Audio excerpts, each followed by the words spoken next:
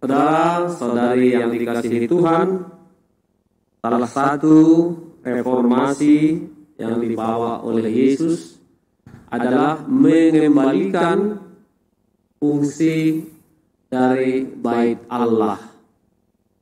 Bahwa pada masa Yesus hidup, Yesus melihat ada penyalahgunaan yang sangat besar, sangat berat tentang bait Allah. Pada zaman itu, bangsa Israel memiliki satu keharusan masa Paskah, masa-masa tertentu untuk datang ke Yerusalem, berdoa, mempersembahkan persembahan. Dari mana-mana mereka datang. Dan mereka tidak membawa apa-apa, karena di sekitar bait Allah sudah tersedia banyak bahan persembahan. Dan justru inilah yang menjadikan bait Allah ini, bagaimana dikatakan dalam Injil tadi, menjadi tempat berdagang. Dan juga dalam konteks Injil lain, kita mendengar bagaimana tempat bait Allah itu dijadikan sebagai tempat penukar uang. Apa di balik itu semua adalah bisnis, ekonomi. Bahwa sesungguhnya terjadi juga di situ tipu-menipu, tawar-menawar, dan memeras orang-orang yang datang untuk berdoa dengan harga-harga dan tentu juga dengan pembayaran kewajiban yang harus diberikan untuk membeli dengan tukar-menukar uang. Intinya bahwa rumah Allah, bait Allah itu tidak lagi menjadi rumah doa yang sesungguhnya. Bahwa para pemimpin agama, ahli taurat dan imam kepala menjadikan bait Allah sebagai tempat mereka mencari keuntungan, mencari uang. Karena itulah Yesus menyatakan tadi bahwa bait Allah telah mereka jadikan sebagai sarang penyamun, tempat orang-orang untuk menyamun mereka yang mau berdoa. Nah, saudara-saudari terkasih, kesucian bait Allah menjadi salah satu tugas Yesus juga untuk mengembalikan marwahnya, bahwa di bait Allah itu Allah sendiri tinggal, karena bait Allah itu sudah disucikan, sudah dikuduskan. Pada zaman kita ini, bait Allah itu bisa dikatakan sama dengan gereja atau tempat kapela di mana kita berdoa, merayakan Ekaristi dan sakramen-sakramen lain. Bahwa sesungguhnya hal yang sama juga menjadi permenungan bagi kita, refleksi bagi kita saat ini. Apakah peristiwa yang sama masih juga terjadi di dalam gereja saat ini? Bisa jadi bahwa gereja menjadi tempat orang mencari keuntungan tanpa disadari dengan berbagai cara yang sepertinya rohani, tetapi sungguh-sungguh memberatkan dan membawa orang kepada kesulitan. Dan yang paling utama yang mau dikatakan kepada kita, bait Allah itu adalah orang-orang Kristen itu sendiri.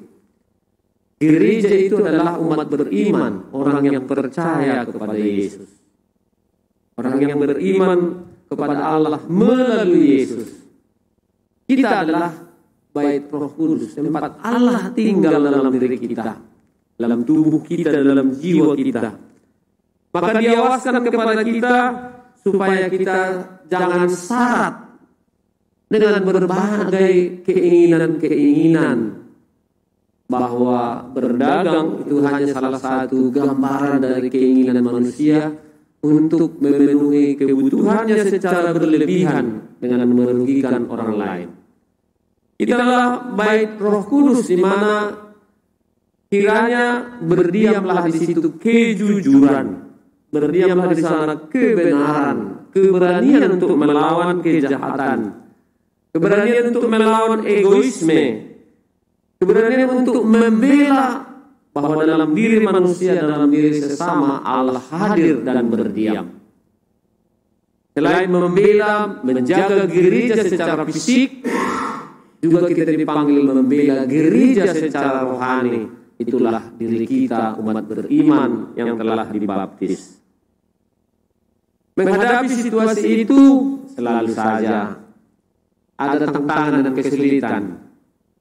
Kadang-kadang justru dari pemimpin-pemimpinlah muncul tantangan untuk mengembalikan martabat gereja itu, baik secara fisik maupun rohani. Seperti pengalaman Yesus tadi. Orang-orang Farisi dan imam kepala justru ahli Taurat, justru mereka lah yang menghalangi apa yang baik yang dilakukan Yesus. Justru mereka berusaha untuk membinasakan Yesus, untuk membunuh Yesus. Karena apa? Karena mereka terganggu. Mereka terganggu dengan kemapanan, dengan keenakan yang sudah mereka alami selama ini.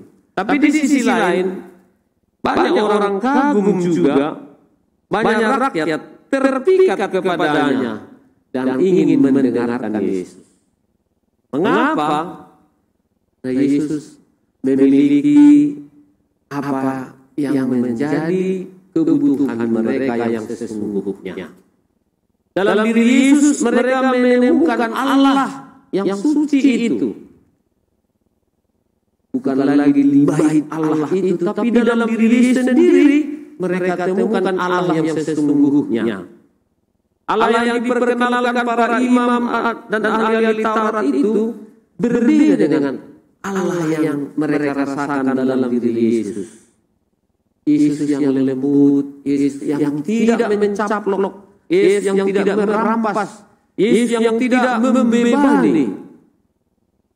Kita menemukan suatu cara berdua yang baru, cara beriman yang baru, bahwa sesungguhnya persembahan-persembahan yang kita berikan tidaklah lebih bermakna dari iman, keyakinan dan penyerahan diri kita kepada Yesus. Mempersembahkan diri sepenuhnya, seutuhnya, hati, jiwa, pikiran kita, tenaga kita, itulah persembahan yang dikehendaki oleh Tuhan.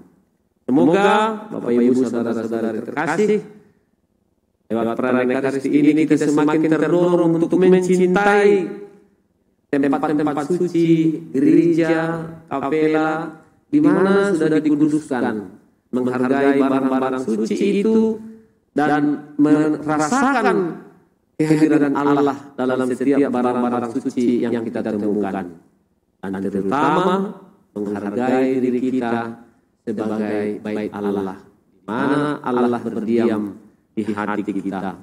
Semoga kita jaga dan pelihara supaya jangan juga menjadi tempat kita berdagang dalam tanda petik syarat dengan penyamun dan keinginan manusiawi yang menghalangi kita mengalami rahmat Tuhan. Semoga amin.